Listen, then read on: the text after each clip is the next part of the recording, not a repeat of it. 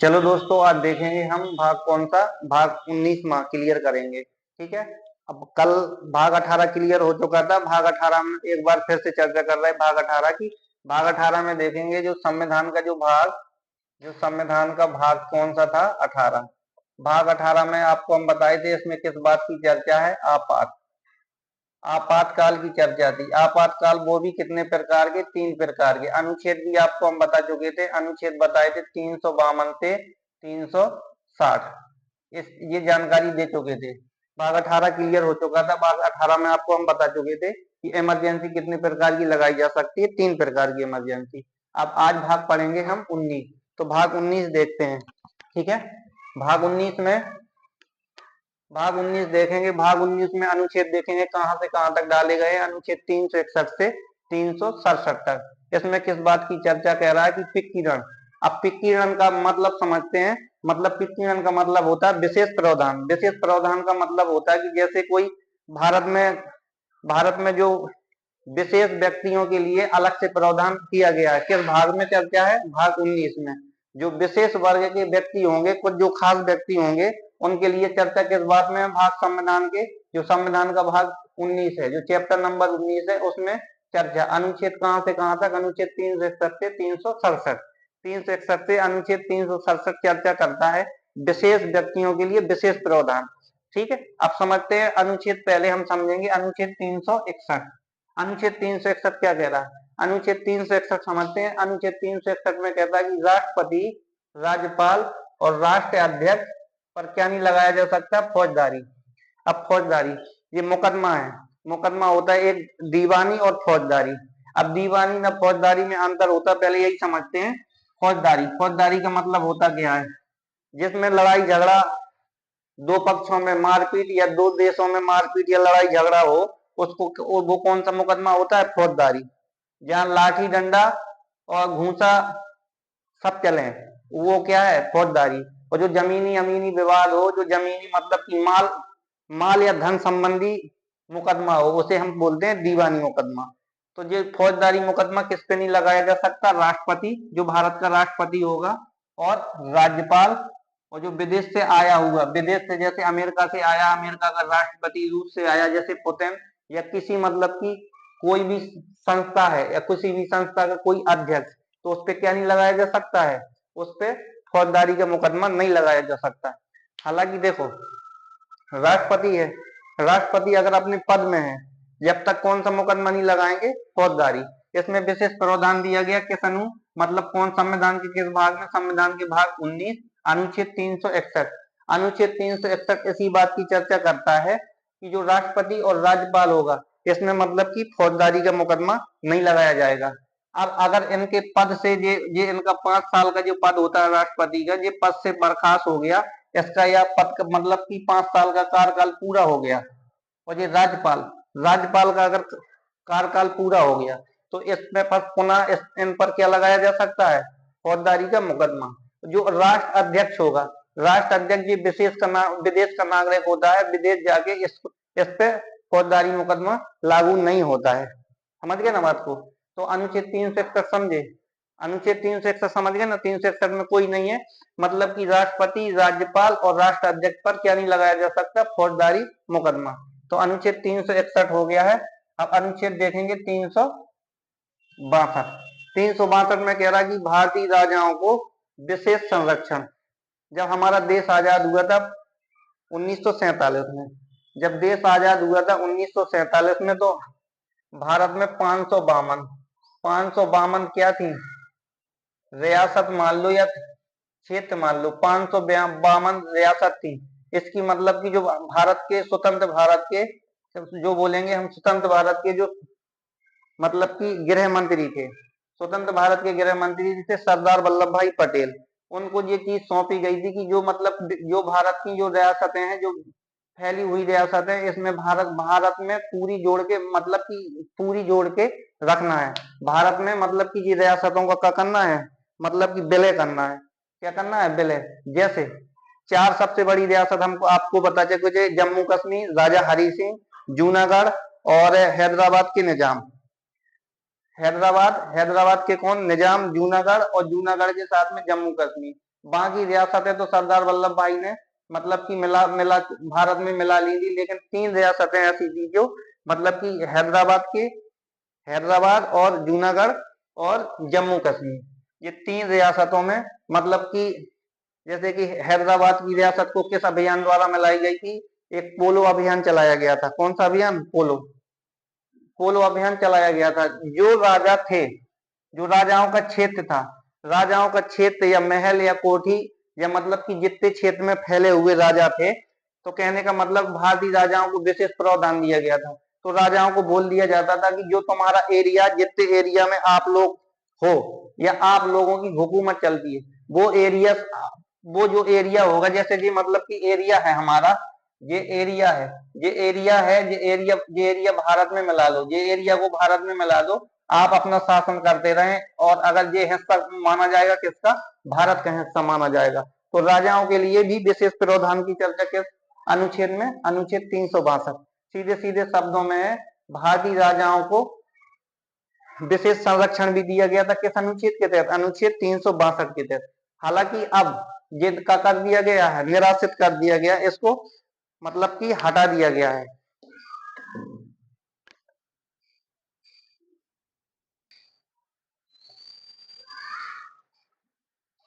हाँ, तो अनुच्छेद 361 समझ गए। अनुच्छेद 362 में हमने कहा कि राजाओं को विशेष प्रावधान, जैसे कि अभी एमपी में जो ज्योतिरादित्य सिंधिया हैं, उनके लिए भी अभी क्या है? विशेष प्रावधान की पहले चर्चा थी। हालांकि अब जो इसको क्या कर दिया गया? निराशित कर दिया गया। अनुच्छेद 362 हो गया।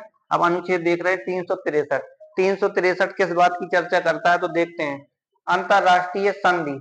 अंतरराष्ट्रीय संधि मतलब कि भारत की जो भारत भारत भारत है, भारत किसी देश से अंतरराष्ट्रीय संधि या समझौता करेगा तो ये न्यायालय है। न्यायालय क्या है? न्यायालय हस्तक्षेप नहीं करेगा। क्या नहीं करेगा? हस्तक्षेप नहीं करेगा। जैसे कि विदेश मंत्री है, ये विदेश मंत्री एस जयशंकर है, किसी देश के साथ में किसी बात को लेकर डील या समझौता किया है, तो हस्तक्षेप कौन नहीं करेगा? जो भारत का न्यायालय है, ये हस्तक्षेप नहीं करेगा। जैसे कि हमने ब्रिटेन या रूस या अमेरिका से हमको लड़ाकू विमान या हथियार खरीदने हैं, तो मतलब कि हाँ, लड़ाकू विमान हथियार खरीदने हैं, तो हस्तक्षेप कौन नहीं करेगा? न्यायालय नहीं करेगा। या किसी बात पे या किसी क्षेत्र पे कहीं पर संधि करनी है, अंतरराष्ट्रीय संधि 2 देशों के बीच में या 3 देशों के बीच में या 5 देशों के बीच में संधि या बैठक होनी है, तो न्यायालय बाध्य नहीं है, न्यायालय बाध्यकारी नहीं है। न्यायालय बीच में मतलब टांग नहीं अड़ाएगा, ना हस्तक्षेप करेगा। तो अनुच्छेद 300 ये याद रखना, अनुच्छेद 363 की पूछता है। 363 इसी बात की चर्चा करता है कि अंतरराष्ट्रीय संधि या समझौते पर न्यायालय हस्तक्षेप नहीं करेगा। तो अनुच्छेद 361, 362, 363 ये समझ गए। अनुच्छेद देखते हैं हम 364। अनुच्छेद 364 किस बात की चर्चा करता है?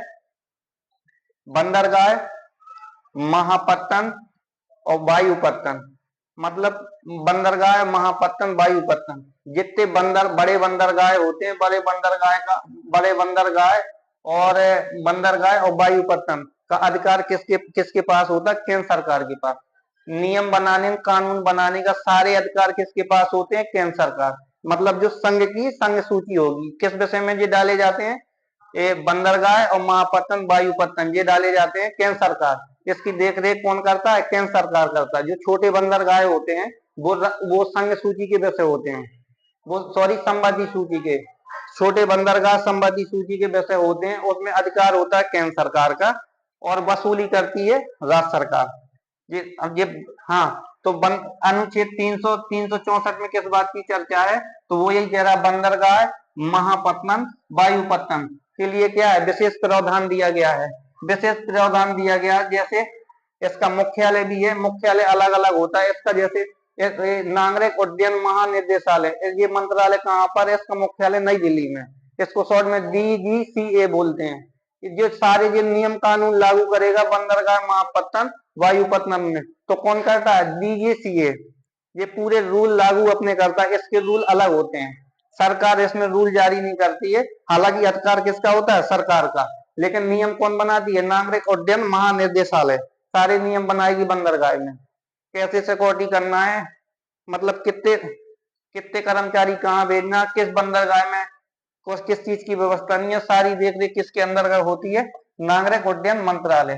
तो तुमसे पूछेगा अनुच्छेद 364, तो अनुच्छेद 364 किस बात की चर्चा करता है, तो तुम कहोगे बंदरगाह, महापत्तन, वायुपत्तन के लिए विशेष प्रावधान की चर्चा किस अनुच्छेद में, अनुच्छेद 364।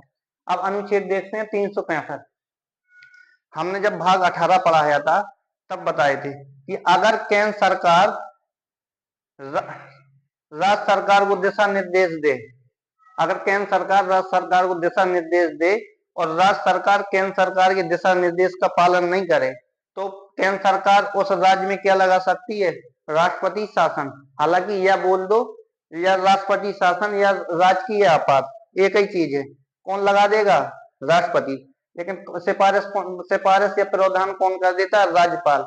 अगर केंद्र सरकार ने कोई नियम लागू किया है, राज्य सरकार मानने के लिए बाध्य नहीं है, तो उस पर क्या लगा देते हैं, क्या लगाएंगे, राष्ट्रपति शासन। तो अनुच्छेद 365 समझ गए ना।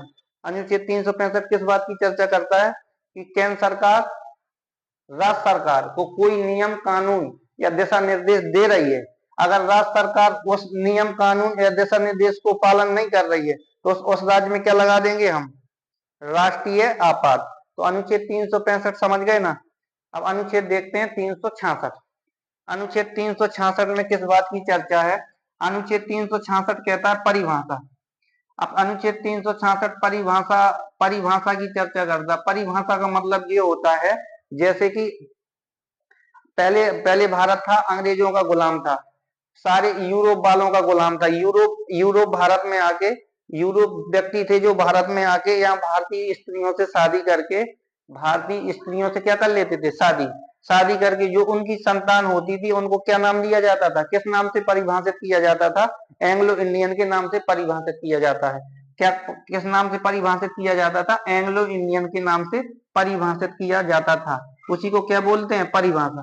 जैसे कि अपन जो गैस है, गैस में जो उज्ज्वला योजना है, उज्ज्वला योजना के तहत जैसे कि अपन गैस भराते हैं, उसमें हमको क्या मिलती है, छूट।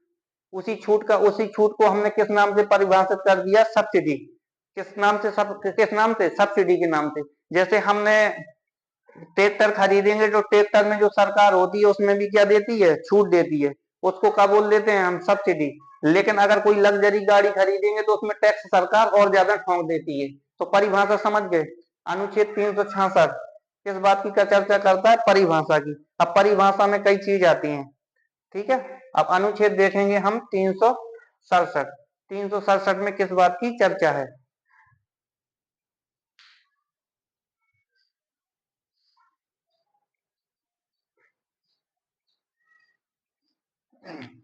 अब अनुच्छेद कौन सा देखेंगे हम, 367। 367 में कह रहा है कि निर्वाचन या बयान। निर्वाचन या बयान का मतलब ये होता है कि कोई भी व्यक्ति कोई भी ऐसा शब्द बोल ले कि दो पक्षों में क्या हो जाए, उलझन पैदा हो जाए, उस शब्द का अर्थ न निकाल पाए। अगर उस शब्द का अर्थ न निकाल पाए तो इस अनुच्छेद किस में डाला गया, 367 में। 367 में जैसे कोई व्यक्ति किसी एक विशेष बात बोल ले, उस चीज का अर्थ न निकाल पाए, उसी संबंधी जानकारी अनुच्छेद 367 में। जैसे हम कहते हैं ससुर के नाती। ससुर के नाती का मतलब होता है, अब कोई है, मतलब कोई व्यक्ति हमारा दोस्त है, उसको बोल रहे हैं कि ससुर के नाती, तो वो व्यक्ति हमसे आगे बहस करने लगे कि मैं तेरे खानदान का, ना परिवार का नहीं है, फिर तेरे ससुर का नाती हुआ कैसे, मैं तो नाती क्या, मैं तो खुद नाती नवासी का व्यक्ति हूँ। तो मतलब कि जो एक शब्द में उलझन या विधाव संबंधी घटना घटे, तो उसको मतलब कि सुलझाने के लिए किस अनुच्छेद में चर्चा है, अनुच्छेद 367 में। ठीक है, समझ गए ना बात को। जैसे कोई शब्द बोला जाए, कोई शब्द रखा जाए, उस शब्द का विशेष अर्थ ना मिले, उस विशेष अर्थ ना ढूंढ पाए, उस अर्थ ढूंढने के लिए किस अनुच्छेद में, संविधान के किस अनुच्छेद में चर्चा है, अनुच्छेद 367 में। समझ गए ना बात को। तो ये भाग कौन सा था, भाग 19। अभी भाग देख रहे हैं भाग 20। भाग 19 समझ गए ना। भाग 19 में कितने अनुच्छेद है, 1 2 3 4 5 6 और 7। कितने अनुच्छेद है, 7। लेकिन ज्यादातर अनुच्छेद तुम ध्यान रखोगे सारे, 365 का और 363, ये अनुच्छेद अच्छे से याद रखना। अब भाग देख रहे हैं भाग 20।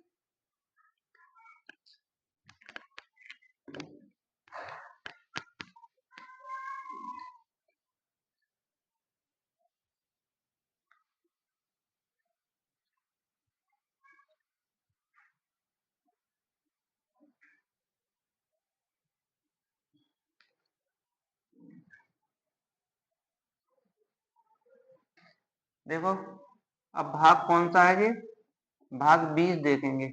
भाग 20 में कुछ नहीं है, भाग 20 में अनुच्छेद खाली एक अनुच्छेद है, अनुच्छेद कौन सा, 368। कौन सा अनुच्छेद है, सिर्फ एक अनुच्छेद 368। भाग 20 में मतलब कि किस बात की चर्चा है, संविधान का संशोधन, संविधान का संशोधन। अब संविधान संशोधन अलग से पढ़ेंगे, संविधान संशोधन बड़ा चैप्टर है। खाली मतलब कैसा अनुच्छेद है, भाग 20 में एक अनुच्छेद डाला गया, अनुच्छेद 368। अब तुमसे पूछेगा संविधान संशोधन है जो जो संविधान संशोधन है, संविधान संशोधन, संविधान संशोधन है किस देश से ग्रहण किया गया, किस देश के संविधान से, किस देश के संविधान से, तो याद रखना किस देश के संविधान से ग्रहण किया गया, तो दक्षिण अफ्रीका के, किसके, साउथ अफ्रीका के, दक्षिण अफ्रीका के संविधान से क्या किया गया है, ग्रहण किया गया है जो संविधान संशोधन। संविधान संशोधन की प्रक्रिया किस देश से ली गई है, तो दक्षिण अफ्रीका के। भाग किस में है, भाग 20 में, अनुच्छेद 368। कितना अनुच्छेद, एक अनुच्छेद है। संविधान संशोधन है तो ये संविधान संशोधन की अलग से क्लास बनाएंगे। भाग 19 समझ में आ गया होगा, ठीक है। हाँ